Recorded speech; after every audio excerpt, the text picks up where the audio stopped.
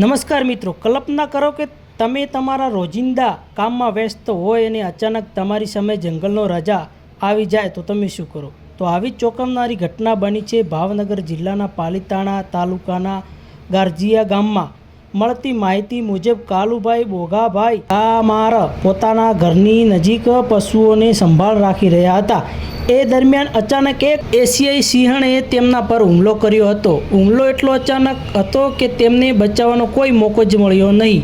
તેમની બૂમબૂમ સાંભળી ગામ લોકો તરત જ દોડી આવ્યા. હિંમત અને સમજદારીથી તેમણે બૂમાબૂમ કરીને પથ્થર ફેંક્યા અને સિંહણે ત્યાંથી દૂર ભગાડવાનો પ્રયત્ન કર્યો. આખરે સિંહણ જંગલ તરફ જતી રહી અને કાલુભાઈ ગંભીર હાલતમાં બચી લેવાયા હતા.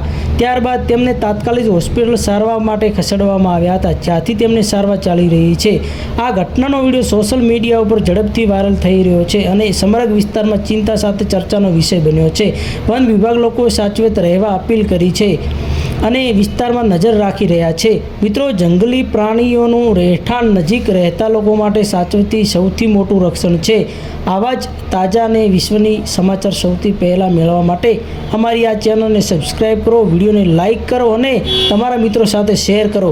તો બસ, વિડીયોમાં ફેર મળીશું એક નવા વિડીયો સાથે. ધન્યવાદ.